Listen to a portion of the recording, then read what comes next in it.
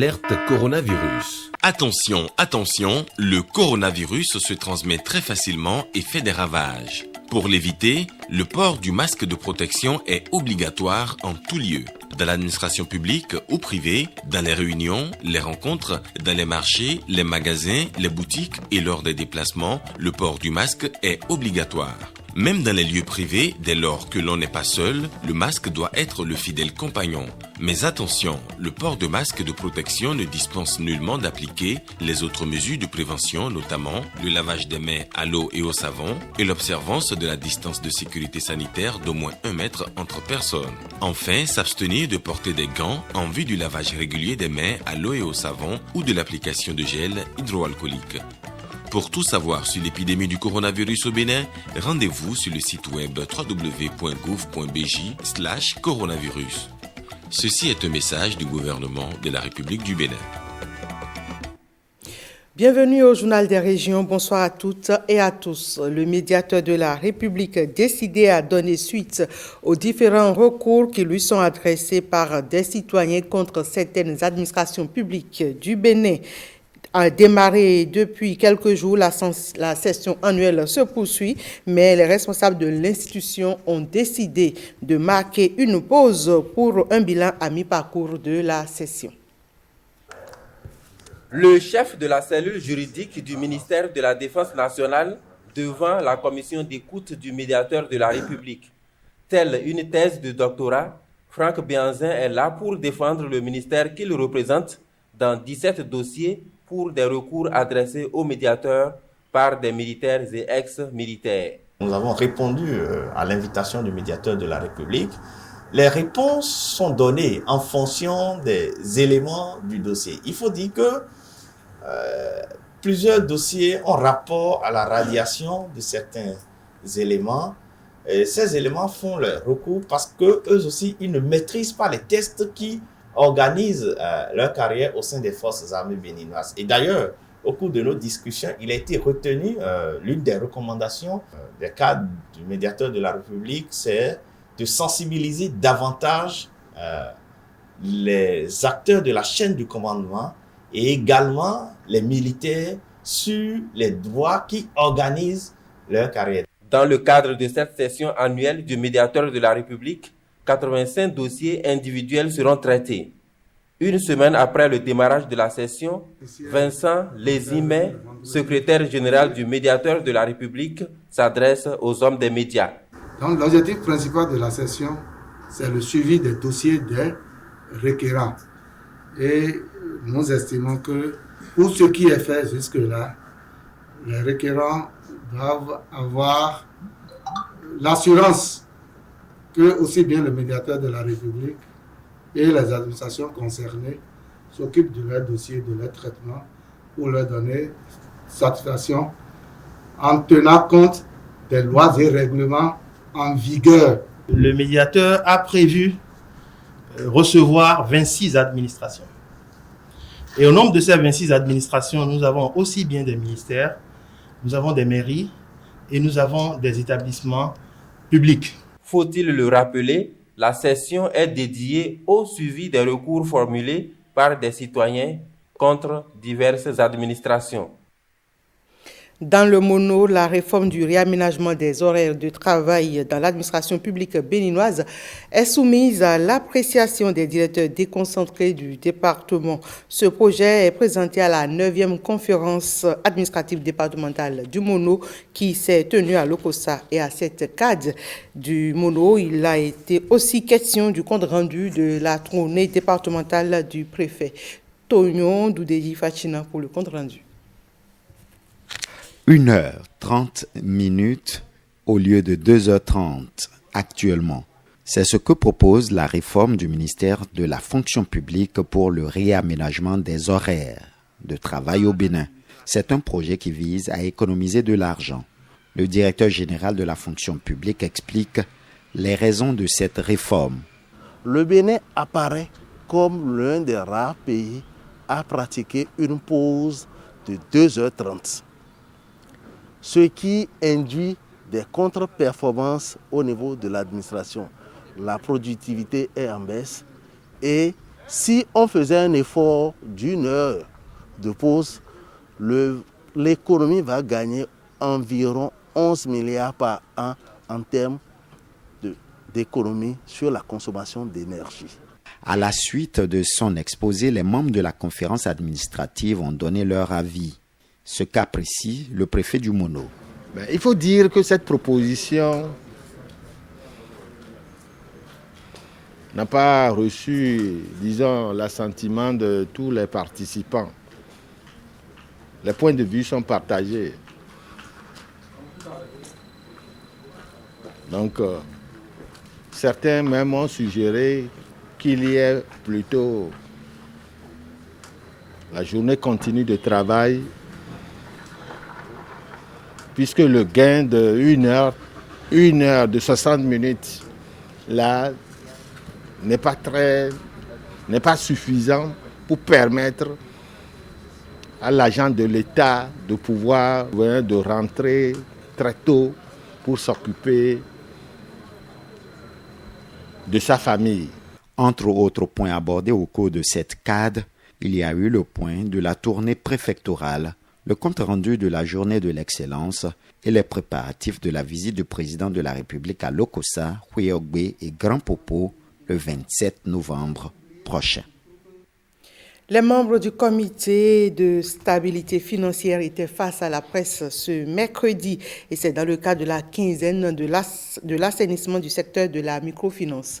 Il s'agit d'informer les journalistes sur les dispositions prises pour lutter contre les structures illégales de collecte et d'épargne de fonds. Gilles Dansou.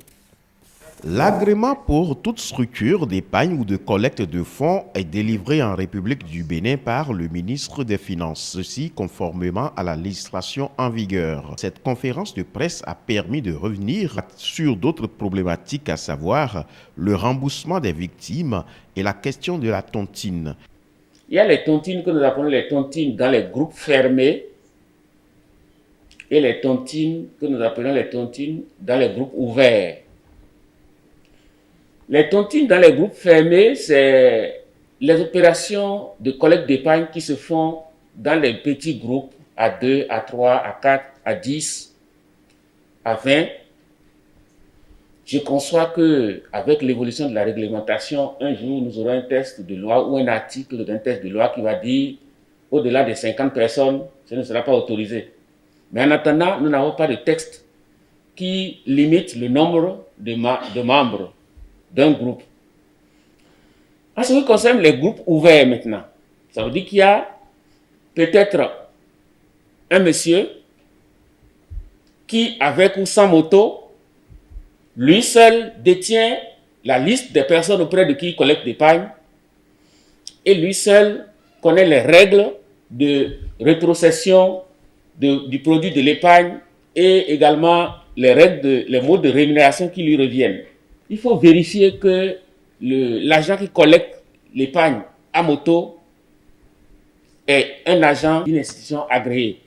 Mais lorsque l'agent, il n'est pas possible d'établir que l'agent qui collecte l'épargne via les motos est un agent d'une institution agréée, le risque est grand.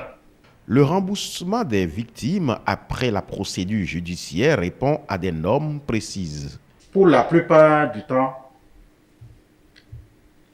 au bout du procès, c'est l'emprisonnement, mais c'est également la saisie de tous leurs biens. Et quand je parle de biens, il s'agit de biens mobiliers, dont les comptes en banque et des biens immobiliers. Et qu'est-ce que l'agent judiciaire du Trésor fait pour la suite, pour satisfaire les victimes? D'abord, au procès, il a été demandé que les biens saisis, c'est-à-dire leur réalisation, permettent de désintéresser les victimes. Tolérance zéro aux structures illégales de collecte de fonds. À tout moment, une structure illégale qui exerce peut être fermée selon les voies réglementaires. Donc, la question de régularisation de structures illégales est terminée. Nous avons fait un travail assez fouillé là-dessus et on a accompagné des structures. Voilà qui est clair et qui édifie chacun. 5 organes de la presse béninoise ont été rappelés à l'ordre par l'Observatoire de la déontologie et de l'éthique dans les médias ODEM. Les décisions ont été rendues publiques au cours d'une conférence de presse tenue la semaine dernière au siège de la dite organisation. Le reportage de Pamela Ahicheme et Igor Ayoso lu par Rebecca Kenjaoundé. L'enquêteur, Flash Info, Actu Express, le pays émergent, ces quotidiens sont reconnus coupables d'infractions au code de déontologie de la presse béninoise. Les 4 journaux ont fait paraître des articles jugés diffamatoires et des sanctions leur sont infligées. Les journalistes Aboubakar Takou et Adrien Atingpator ont porté plainte contre le journal L'Enquêteur et son directeur de publication Boris Tougan pour diffamation. Le sieur Séraphin Yeto, directeur général de Sonimes Sal, a saisi l'ODEM pour se plaindre du journal L'Enquêteur qui l'accuse de diffamation et de publication d'informations mensongères sur sa société. Le président en exercice du Haut Conseil des Béninois de l'extérieur, section France, entre parenthèses HCBE France, a saisi l'ODEM pour se plaindre des journaux Flash Info et Actu Express qui, par des écrits différents, l'ont diffamé. Jean-François Tcheko, directeur général de l'Agence béninoise d'électrification rurale et de maîtrise d'énergie, ABERN, a saisi l'ODEM d'une plainte contre le journal Le Pays émergent qui l'accuse de l'avoir diffamé. Maître Koyo Nassis Aton, conseil du sieur Razak Ourou Douarou, a saisi l'ODEM pour une plainte contre le journal Actu Express qui l'accuse d'avoir diffamé son client. En conséquence, l'ODEM fait obligation au journal de publier la présente décision conformément à l'article 31 alinéa 1er de ces statuts qui précise lorsqu'un média est concerné, la décision prise à son encontre doit être publiée par celui-ci et reprise par les autres organes du paysage médiatique béninois, qu'ils soient publics, privés, audiovisuels ou écrits. Conformément à ses prérogatives, l'Observatoire de la déontologie et de l'éthique dans les médias entend ainsi canaliser les dérives dans la presse. L'ODEM est là, pas pour jouer aux gendarmes, mais pour réguler, rendre plus professionnelle notre presse. Et c'est le souhait de nous tous. Si nous respectons tous ensemble ce code, je crois que nous aurons encore une presse plus responsable, plus professionnelle. Et ça va faire l'honneur du Bénin et de sa presse. L'instance s'engage depuis sa création à faire observer les règles de déontologie et d'éthique dans l'univers médiatique béninois. Il se présente en tant que défenseur du professionnalisme et du droit du public à l'information vraie. Alerte coronavirus. Attention, attention, le coronavirus se transmet très facilement et fait des ravages. Pour l'éviter, le port du masque de protection est obligatoire en tout lieu.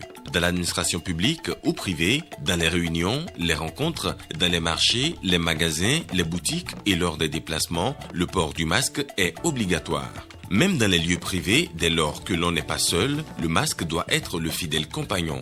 Mais attention, le port de masque de protection ne dispense nullement d'appliquer les autres mesures de prévention, notamment le lavage des mains à l'eau et au savon et l'observance de la distance de sécurité sanitaire d'au moins 1 mètre entre personnes. Enfin, s'abstenir de porter des gants en vue du lavage régulier des mains à l'eau et au savon ou de l'application de gel hydroalcoolique.